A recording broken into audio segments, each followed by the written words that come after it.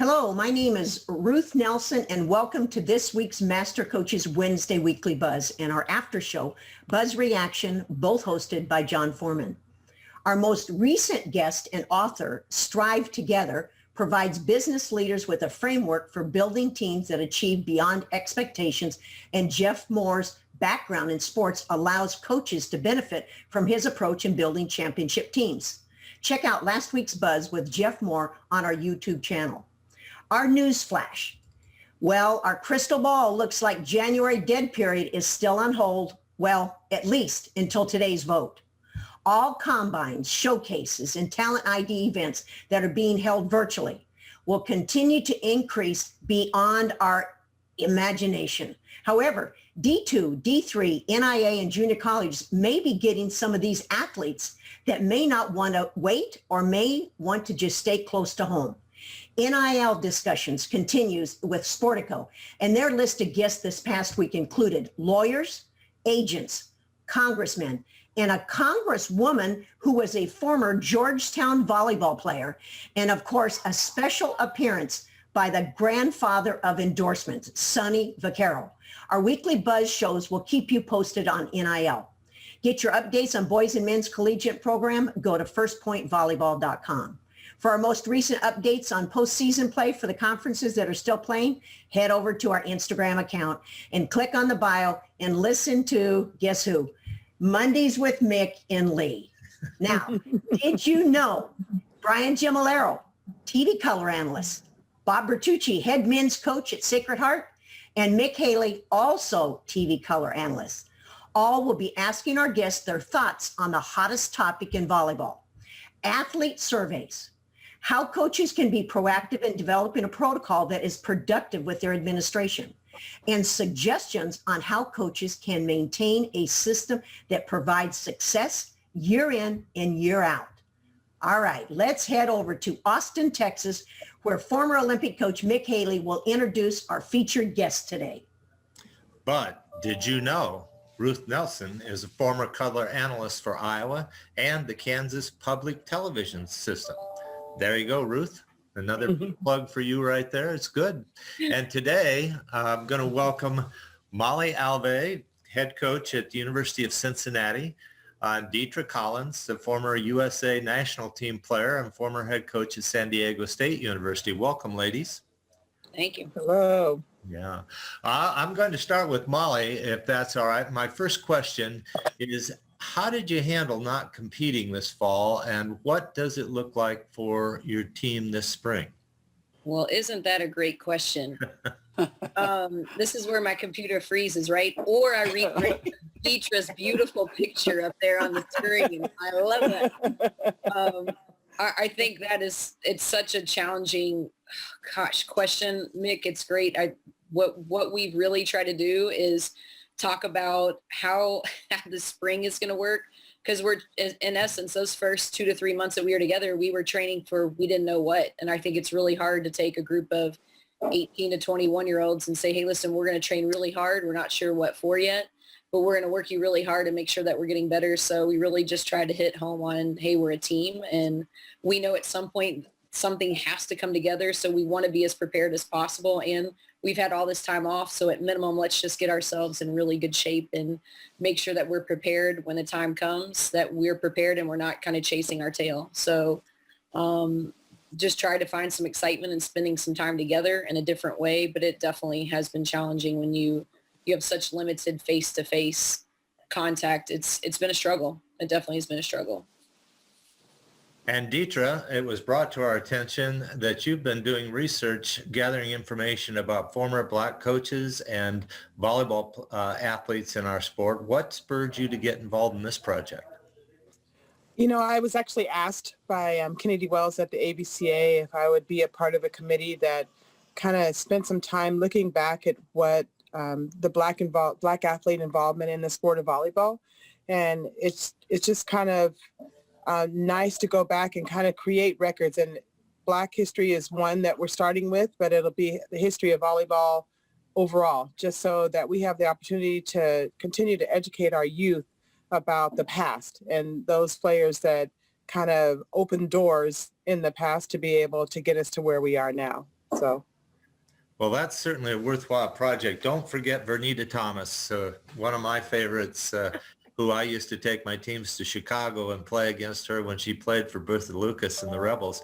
What I didn't know is she went to Graceland College, and that was a new one for me. So Yeah. I'm stealing a little bit of your information, but I really had a high appreciation for Vernita, and then she became an official in Hawaii and was a really good official. So that's a worthwhile project. Glad to hear you're involved in that. Thank you.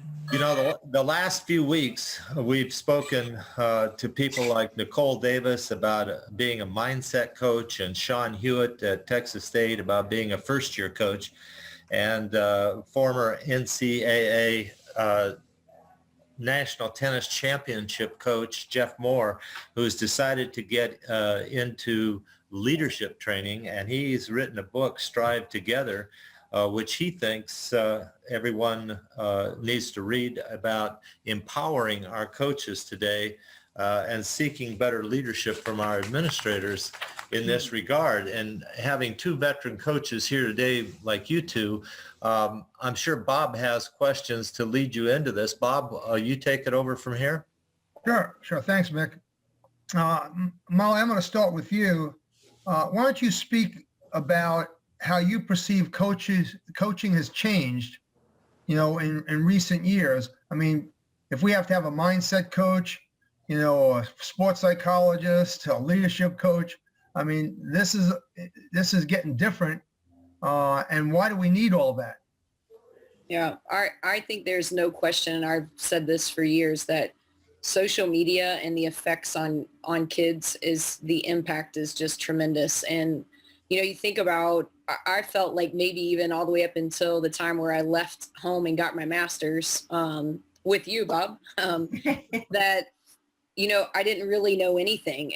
And these kids have access to any piece of knowledge, information that they want out there. They can know anything about anything. And I think, our minds are only meant to take in what's appropriate for your age. And they know a lot, which is unfortunate and I think can be detrimental. And look at every single program in any sport across the country deals with anxiety, depression, suicide. I mean, we've seen it infiltrate the world of volleyball, no doubt, on that aspect as well. But I think there is a real need for that.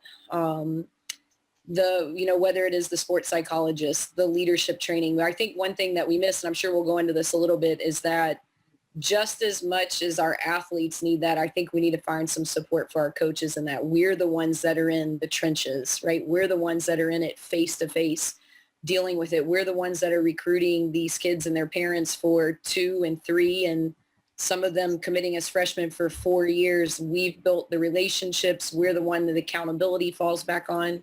So I think that's one kind of circle we need to fill in this profession, is that you have to support the ones that are right there in the war zone fighting it, because we're the experts in our area, right? We're the experts. The administrators aren't the experts in volleyball. They're not the experts in tennis, whatever sport. So I think all those little support pieces need to be there for the student athletes, but we also need to have it there for the coaches as well. Well, and maybe, Deitre, maybe you can go ahead and address the point that Molly just brought up. How about the administrators? How's it changed, recently from your perspective, the way that the administrators are supporting the coaches? Well, I think Molly hit it right on. It's that we're the experts, and we kind of get taken out of that expert role, because when administrators are going directly to the players, and the players now are being asked what's best for them, why have a coach? I think that administrators have to trust the direction that coaches want to take the team in. There's not a coach out there that doesn't want to win. And obviously they still have to administrate. There still has to be times and still has to be accountability. But I think communication is so essential between the administration and the coach to understand what it is that they deal with on a daily basis. And having the help that Molly talked about, boy, I was just really thinking about how much that sports psychologist is needed, because we are the experts in coaching volleyball. We're the experts dealing with teams, but we're not the experts in dealing with what these kids deal with today. We're constantly learning and educating ourselves and how to be best, but that's not our expertise. And that expert along the side of us can help us both deal with it and then be able to deal with the kid. And that's where the work should lie, between the players, the experts, and the things that they deal with. Their class loads are so much heavier than they've ever been. The stress on that. And then, like Molly said, all that they're dealing with is social media. Volleyball becomes secondary, where it's still primary for us. And we have to be able to bring that all in to accomplish the goals of the university. So I feel the administration, communication, and really listening to the coach as much as they listen to the players. The players, unfortunately, at this time have the say in what is best, and they're not the experts either. Well, that's really interesting, because I mean, we all, as coaches, and I'm sure our administrators feel the same way. We want to have the student, athlete experience be the best it could possibly be. All right. But when it really all boils down, the coach has the biggest role in creating and developing that overall student athlete experience. So, Deitre, why don't you address this first? Why are student athletes told, if there's an issue or a problem, just come to me, or open up your app and, send me what you heard or what you think's going on? How does that affect the student coach relationship, and why is that happening? Well, it's bypassing the central key person that kind of holds their livelihood in their hand. You're going directly to an administrator, and now there's a sense of power that, speaking for myself, as a former athlete, I trusted my coaches. I didn't question my coaches. I didn't question their motives or anything more than what they wanted for us, which was to have the best for us and for us to be as good as we could be, whatever that looks like. When you stop having that athlete have to dialogue with the coach because they have an out, it's breaking up the dynamics of the team at some point, because you've taken the leader out of the that should be the intermediary on that. I remember the days when administrators would go, talk to your coach. Have you talked to your coach about it? And now it's just a direct, hey, if you have a problem, come in, let's talk about it. And I believe that they have shown to have the power to get rid of coaches if it doesn't fit what they think should happen. And I feel like administrators should have a better understanding of what the coach should mean to the team, and that there's 18, 19, 20, 21-year-olds who parents put them in our trust because they trusted us to help them, grow and develop, not because they came in already knowing what was best for them. So taking the coach out of that picture, it loses trust within the team. It loses power that the coach should have to be able to develop and prepare the team for where they need to go. Molly, how do you think this affects the student athlete coach relationship, as Deitre started outlining? Oh, I think, the stories that I've heard from colleagues, and even just as a coach, understanding it's completely undermining. I mean, I think the best student athlete experience comes from the relationship that player has with their coach. Having a relationship with an administrator or another staff member in the building that's not the way that athletics are set up. That's not what creates the experience. It's what their relationship with their coaches. And I think it's completely undermining. I think of it this way. I think of the whole athletic department being a team. So if the athletic director was going to all the coaches saying, hey, listen, let me know what you think about your sports supervisor. If you have any issues, you just come run to me. Or the president of the university skips the AD and goes to all the associate ADs and says, hey, kind of let me know what's going on with your athletic director. If you have any issues, call me. I mean, it just wouldn't happen. It doesn't make sense. So I don't know why that translates into the coaching role. It's really undermining. You kind of there's a seed that's planted inside the athlete's head that they should be kind of looking for something like, well, what am I missing? What's not there? And to go back to the relationship is with the coach. The coach is the one that spent all this time recruiting and building that relationship, not just with the kid, with their family. That's the relationship that should be fostered and built. And I don't know why that happens, if people lose sight of what we're all in this for, and that, the team is only as successful as all of its individual parts. Well, your volleyball coach or whatever coach is one of those parts that you need to be successful to help the whole team, the whole operation be successful. So it's completely undermining. And we hear stories about, I hear stuff like this from colleagues all the time. The undermining feeling, just a few examples. We may get into this. I just remember it's probably been within the last 3 years or so.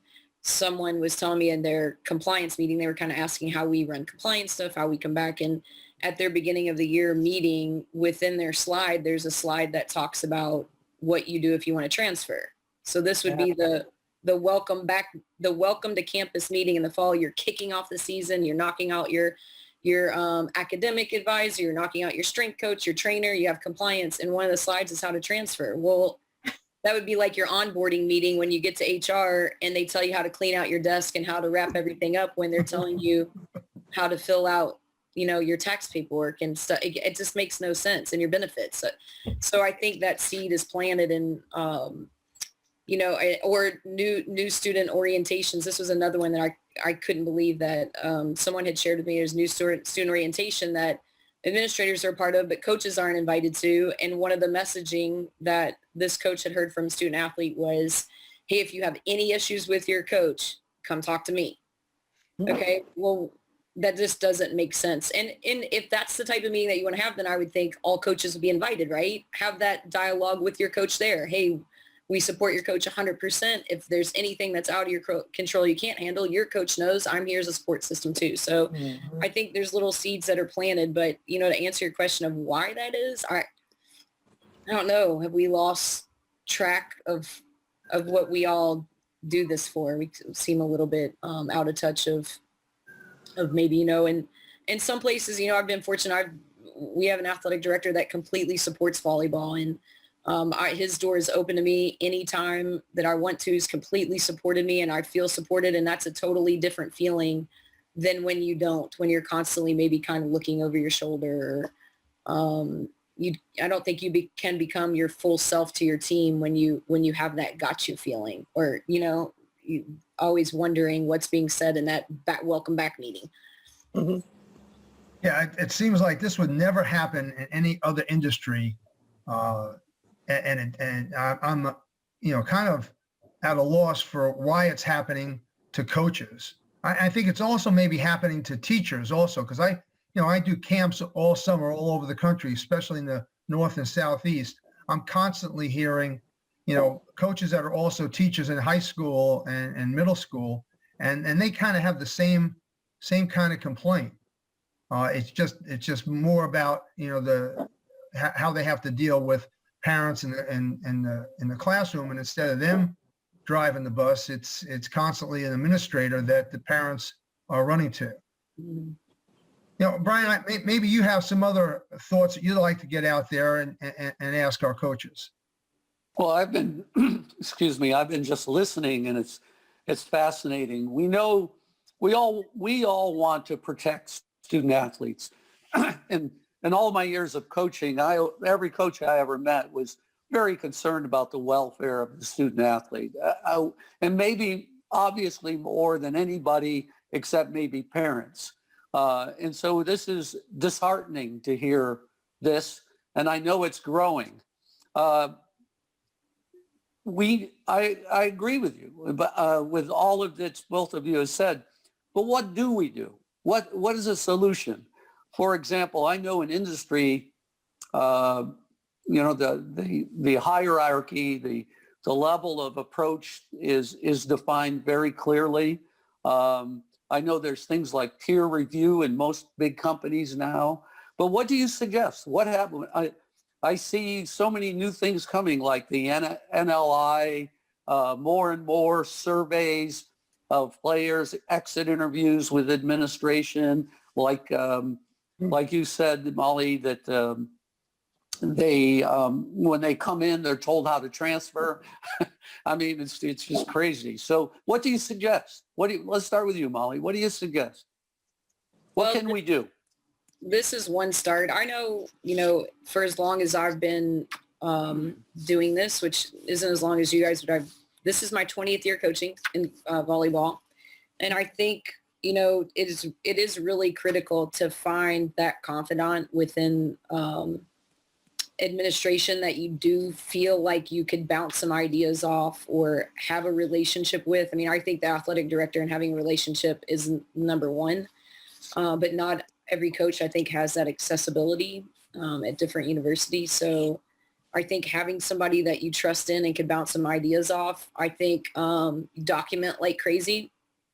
You have to keep records of everything these days. You have to keep your own notes. You keep emails. You think, I've had mentors in the past tell me that for the last 10 years of, hey, just make sure you always document everything and keep track of it. So I think that's one thing. But how do we change it? I think meaningful dialogue like this helps. Last week's program was really insightful. I'm anxious to get Jeff's book and check that out to get more of his perspective, because I agree that 27 minutes went by like that. It was so much more we want to hear from him.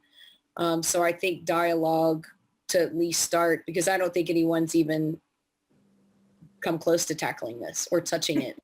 Right. So the more we can talk about it and we take it back to the AVCA or incorporate it into to talking about it, we'll hopefully get some things going. I'm interested to hear what Deitre would think about that, what she thinks would be, beneficial to make change. Well, I always thought the beginning meeting with the administration should be informative and kind of a pep talk, not about come to me if you have trouble with your coach. I thought it would be the same kind of talk that the coach is giving that day. So Deitre, what do you think we should do? What do you think we need to do? Boy, sitting here just digesting and thinking and, listening to Molly even, talk about the relationship.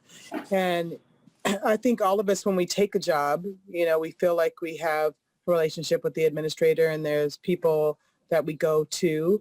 And then administration changes while you're there, so sometimes then it becomes harder because they come in with a perceived idea without knowing you from the beginning, like the person that recruited you did.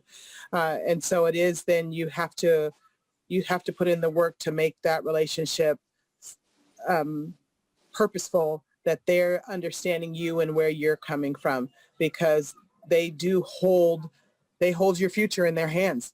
And so the relationship with them, but then I also think that as these kids have changed over the years, and I think we all agree, that they changed and that they're different, that we have to continue to evaluate ways that we build trust between us and them, that they don't feel like they need to go do that. You're going to lose some, somebody's not going to be happy, and especially there's a parent that's not going to be happy that they're not playing.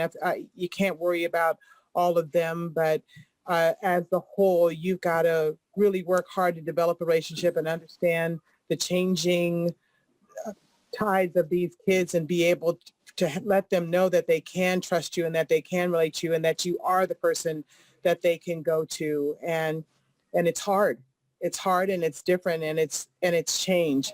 And we have to be willing to grow and change with what is happening out there. But as Molly said, document, and not only document, be clear in your documents that you send out, that everybody understands. Sometimes I think we say something and have the expectation in our mind, but they take it some way completely different. So making sure that you're hearing back what it is that you wanted them to get, because I think things are taken and used in a certain way or in a different way than what you intended, and now that becomes a weapon against you. And unfortunately, we have to arm ourselves with knowledge, with facts, with paperwork.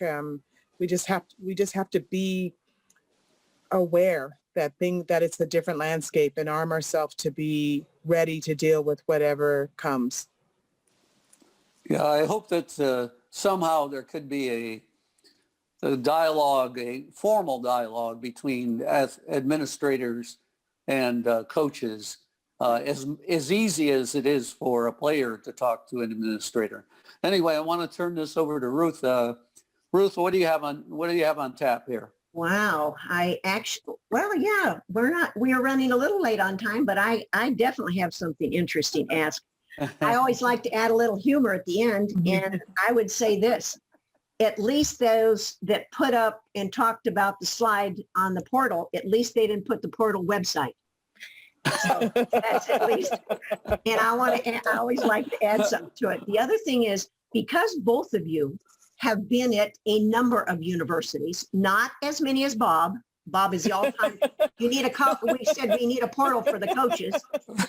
You two, I'm going to ask this to you, and that is, don't you feel as a coach, if you try to change within the same 4 years with the kids, that it's very difficult to make changes, but it's much easier because you guys have gone to different schools and you can start all over again.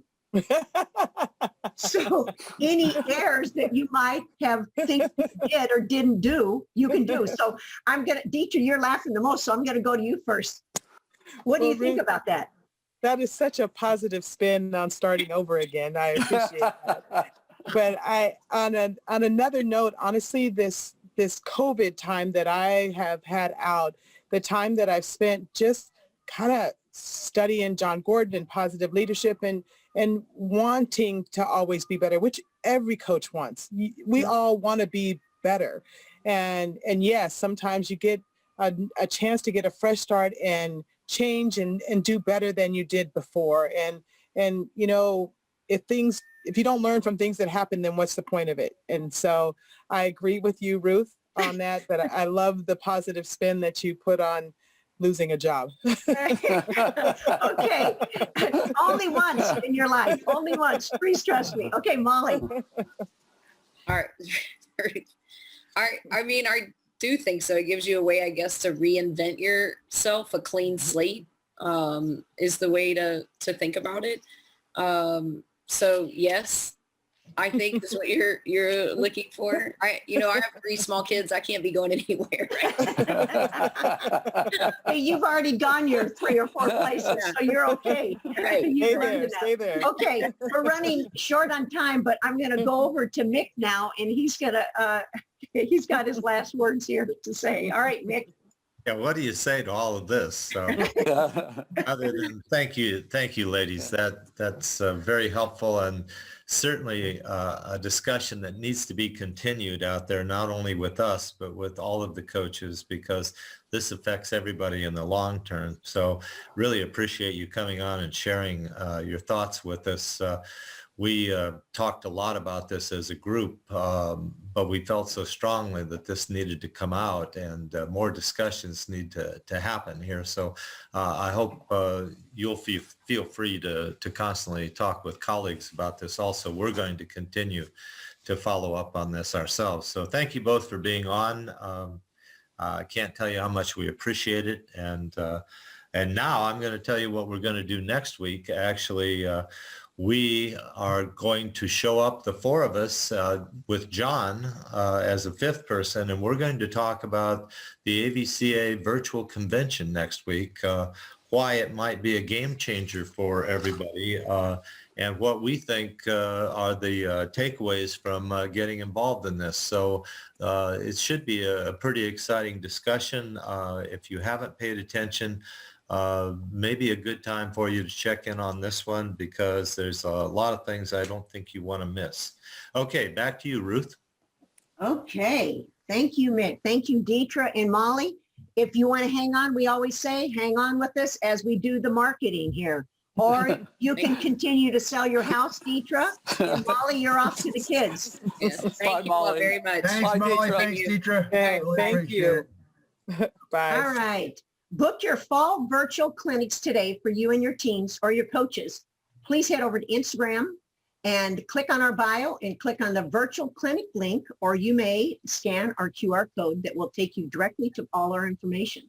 Our weekly Buzz shows are on YouTube, and you may access these by going directly to our Instagram.